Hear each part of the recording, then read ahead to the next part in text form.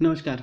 तो आज है 5 जुलाई और द हिंदू न्यूज़पेपर में देखते हैं न्यूज़ क्या कहता है। तो पहला न्यूज़ है आपका SCO call for multipolar world order as a Iran joining group. ठीक है, तो एससीओ है क्या? अब देख लीजिए, बात है कि ईरान ज्वाइन कर रहा है एससीओ समिट को। ठीक है, एससीओ ग्रुप को। ठीक, तो एससीओ है क्या? ठीक, और ईरान ज्वाइन कर रहा है, इसका मकसद क्या है ज्वाइन करने का? ओवरऑल देखते हैं इस न्यूज़ के बारे में।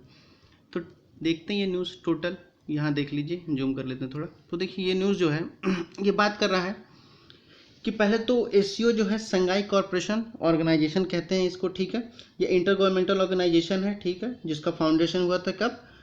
15 जून 2001 को फाउंड किया गया था। ठीक है, और इसके साथ जब फाउंडेशन हुआ था तो इसके साथ 6 मेंबर थे। ठीक है, 6 मेंबर थे टोटल। एक मिनट, हाँ, टोटल 6 मेंबर थे उस समय जब इसको फाउंडेशन किया गया था। तब उस समय मेंबर थे, चाइना था आपका, कजाकिस्तान था आपका, किर्गिस्तान था, ठीक है, रशिया था आपका, तजिकिस्तान था, उज्बेकिस्तान था। ठीक है, ये 6 मेंबर थे। उसके बाद क्या हुआ आपका कि ये मेंबर बढ़ करके 6 से 8 हुआ। कैसे? इंडिया और पाकिस्तान आपका 2017 में ज्वाइन किया। ठीक है, इन दोनों मिलके तो टोटल 8 मेंबर बन गए। ठीक है, अब ये जो एससीओ समिट इंडिया में हो रहा है, तो ऐसा माना जा रहा है इस साल जो समिट हमारे इंडिया में हो रहा है, तो ऐसा कहा जा रहा है कि इस साल ईरान भी ज्वाइन करेगा एज ए मेंबर। ठीक है, तो as a member Iran join करेगा, और एज ए मेंबर तो ईरान ज्वाइन करेगा तो टोटल 9 स्टेट हो जाएंगे। ठीक, लेकिन कुछ ऑब्जर्वर कंट्री हैं। ठीक, जैसे कि ऑब्जर्वर कंट्री कौन कौन से हैं वो देख लेते हैं। तो ऑब्जर्वर कंट्री आपके हैं, ऑब्जर्वर कंट्री में आपका आता है अफगानिस्तान आ जाता है आपका। ठीक, बेलारूस आता है आपका। ठीक है, उसके बाद आता है आपका ईरान भी आता है और मंगोलिया आता है। ठीक, जिसमें से ईरान ज्वाइन कर लेगा। अफगानिस्तान, बेलारूस और मंगोलिया आपका ऑब्जर्वर कंट्री है। बेसिकली ऑब्जर्वर कंट्री का आपका बात इसलिए होता है, ऑब्जर्वर कंट्री मीटिंग में पार्टिसिपेट तो करती है, लेकिन ठीक, लेकिन वोटिंग राइट्स उसको नहीं होता है किसी भी चीज़ के लिए वोट देने का। ठीक है, तो ये बात कर रहा है। ठीक है, अब जब ये बात हो रहा है तो ये मेंबर कंट्री जब ज्वाइन करेगा तो इसके ज्वाइन करने का पर्पस क्या होता है? ये ज्वाइन करने में वोटिंग सिस्टम होती है। ठीक है, ये जब ज्वाइन करेगा तो इसके लिए वोटिंग सिस्टम होती है। वोटिंग सिस्टम में सॉरी, वोटिंग सिस्टम में क्या होता है, तो उसमें देखेंगे कौन कंट्री किसके फेवर में वोट करती है। अगर वोट में फेवर करती है तो उसको वोट देगी, अगर नहीं हुआ, अगर मेजोरिटी वोट नहीं आया तो मुश्किल है कि वो ज्वाइन कर पाएगी।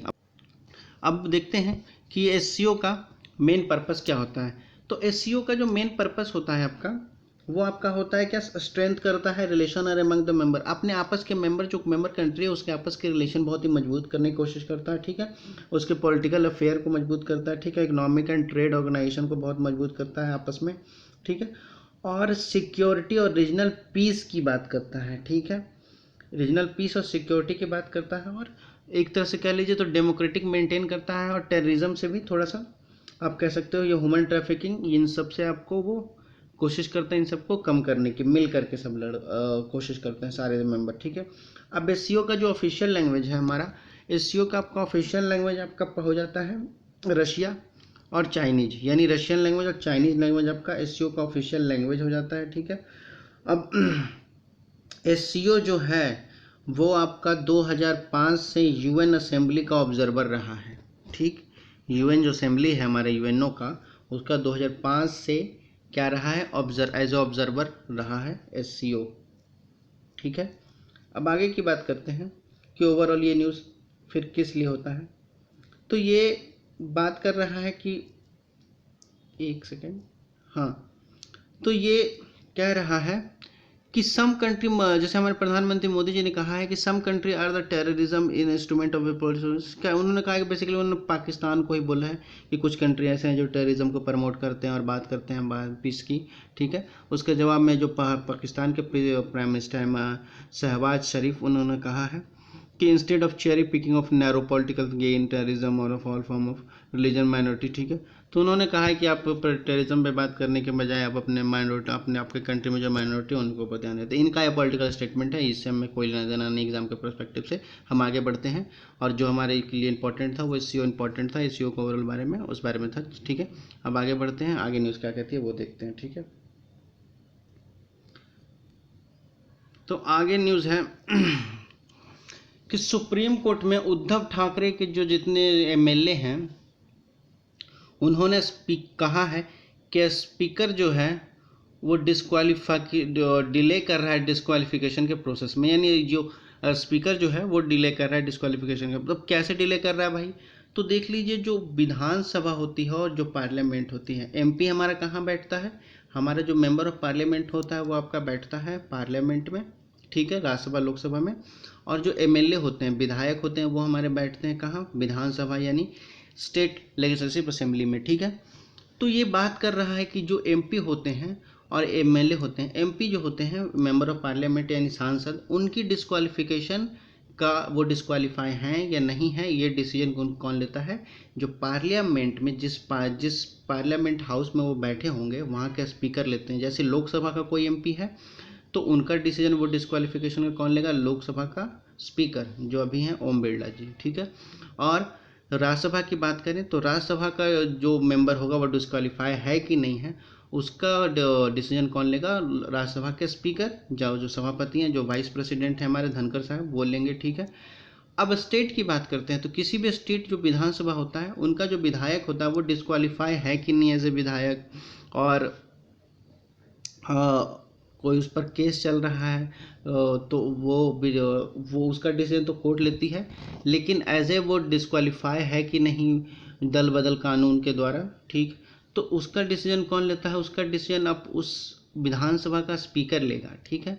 तो इसलिए उद्धव ठाकरे के जितने एमएलए हैं वो सुप्रीम कोर्ट में कह रहे हैं कि स्पीकर जो है वो देरी कर रहा है डिस्क्वालिफिकेशन के प्रोसेस में, ठीक है।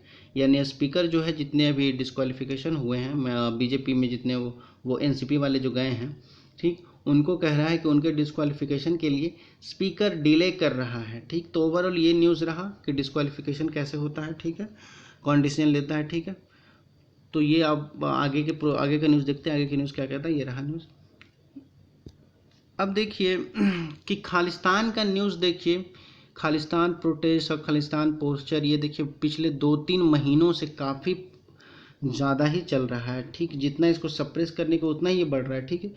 तो देखिए इंडिया जो है बहुत सारे कंप्लेन किया है, कहाँ कंप्लेन किया है, अपने अपने जहाँ जहाँ जिस कंट्री में वो प्रोटेस्ट हो रहा है उस कंट्री को कहा है कि ये आप अपने कंट्री में ये कंट्रोल कीजिए, ये प्रोटेस्ट ना हो इंडिया के अगेंस्ट, ये इंडिया के डिग्निटी और सॉवरेनिटी को हार्म करेगा, ठीक है। और प्रोटेस्ट क्या हो रहा है, तो बहुत सारे जो कंट्री हैं जैसे ऑस्ट्रेलिया ले लीजिए, इंग्लैंड ले लीजिए, आपका यूएस ले लीजिए, आपका कनाडा ले लीजिए, इन सब जगहों में क्या हो रहा है, पोस्चर से प्रोटेस्ट किया जा रहा है। पोस्चर में लिखा जा रहा है, जो वर्ड है वो आपका है किल इंडिया, ठीक। तो किल इंडिया की बात बोल रहा है ऊपर पोस्चर में। तो इसलिए यहाँ का जो गवर्नमेंट है वो बाकी सब कंट्रियों कनाडा को कहा है कि आपको आगे एक्शन लेना चाहिए, उनके अपने डिप्लोमेटिक एक्शन लेना, जो हम लोग करेंगे तो ये होगा। अब देख लीजिए बहुत सारे न्यूज़ में अब देख रहे होंगे कि बहुत सारे खालिस्तानी लीडर को मर्डर हुआ है, बहुत फॉरेन में अब देख रहे होंगे बहुत सारे लीडरों का मर्डर हुआ, एक पंजाबी सिख मारा गया कनाडा में, एक ऑस्ट्रेलिया में मारा गया है, ठीक है। तो ओवरऑल ये प्रोसेस, अब देखिए हमारी कंट्री को कोई हार्म करे या हमारी कंट्री को कोई बांटने की कोशिश करे या हमारी कंट्री को कोई भी एक आंच आए, तो जाहिर सी बात है भाई कि हम अब ये बर्दाश्त नहीं करेंगे, चाहे वो जो भी हो, ठीक। हमारा देश जो इतना खूबसूरत है इसको मिलके हम लोग को आगे बढ़ाना चाहिए और इसके वेलफेयर के लिए काम करना चाहिए, ठीक, ना कि इसको बांटने का काम करना चाहिए, ठीक। अगर आप इस देश के नागरिक हैं, ये देश आपको इतना अच्छा बनाया है, इस देश ने आपको इतना पहचान दिलाई है, तो आप उम्मीद कीजिए कि ये देश भी आपसे एक्सपेक्ट करता है कि आप देश की बड़ाई और देश की लिए कुछ अच्छा करें, ना कि इसको तोड़ के मरोड़ के रख दीजिए, ठीक, और जो कि गलत है, ठीक है। तो ये रहा ओवरऑल आपका न्यूज़, चाहे वो खालिस्तान हो चाहे वो कोई भी हो, अगर इसके अगेंस्ट कोई लेगा तो गवर्नमेंट अपना एक्शन लेगी और वो राइट भी है, ठीक। चलते हैं नेक्स्ट न्यूज़ के बारे में।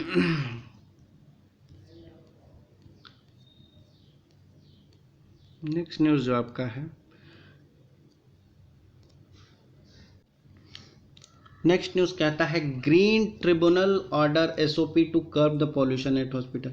एनजीटी यानी ग्रीन ट्रिब्यूनल जो है, नेशनल ग्रीन ट्रिब्यूनल, उसने कहा है 5 मेंबर कमेटी बनाने के लिए और कहा है कि हेड करने के लिए secretary of union ministry of health को, जो यूनियन मिनिस्ट्री के हेल्थ हैं उसके सेक्रेटरी को हेड करने के लिए कहा है, और उसने कमेटी बनाई है जिसमें से ये कहा है कि ऐसा सॉल्यूशन कमेटी बनाए जिसमें ये सॉल्यूशन निकाला जा सके कि हॉस्पिटल में जो पॉल्यूशन हो रहे हैं उसको कैसे ख़त्म किया जा सके, उसको कैसे कम किया जा सके। ठीक है, अब हॉस्पिटल में पॉल्यूशन क्या क्या होते हैं ये देखिए।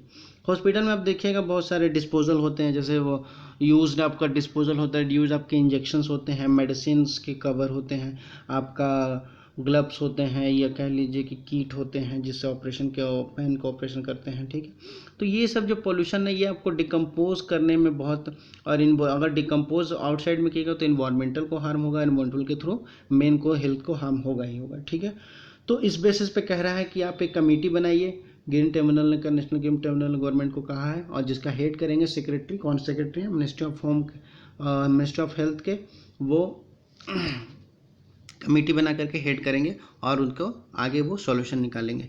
तो ये रहा ओवरऑल न्यूज़। अब चलते हैं नेक्स्ट न्यूज़ क्या कहती है। ठीक,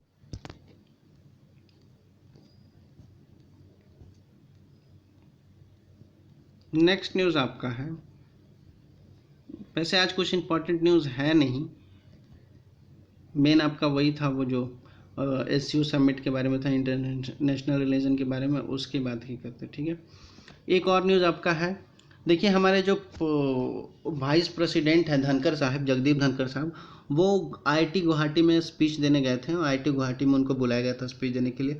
वो IIT गुवाहाटी में उन्होंने जाके कहा कि USS यूनिफॉर्म सिविल कोड जो है वो आपका क्या करता है, वो आपका करता है कि भारत को बहुत ही और मजबूत करेगा, बहुत ही बांधने की कोशिश करेगा, ये उनका मानना है। ठीक है, जगदीप धनखड़ साहब ने उन्होंने जाकर कहा, उन्होंने कहा कि यूनिफॉर्म सिविल कोड भारत को और अच्छे से एकजुट करने की और बांधने की कोशिश करेगा। ठीक है, तो फंडामेंटल ऑफ गवर्नमेंट में बात की जा रही है। अब देखते हैं ये यूनिफॉर्म सिविल कोड आता है तो क्या होता है, क्योंकि ये बहुत ही इंपॉर्टेंट न्यूज़ हो जाती है यूनिफॉर्म सिविल कोड, और जब भी ये बिल आएगी देख लीजिएगा, बहुत ही बवाल मचेगा आपका। चलते हैं नेक्स्ट न्यूज़ में क्या कहता है।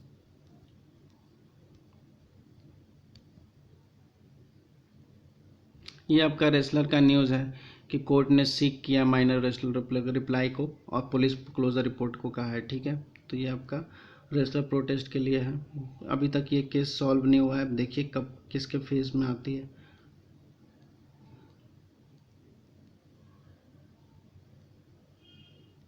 नेक्स्ट न्यूज़ आपका,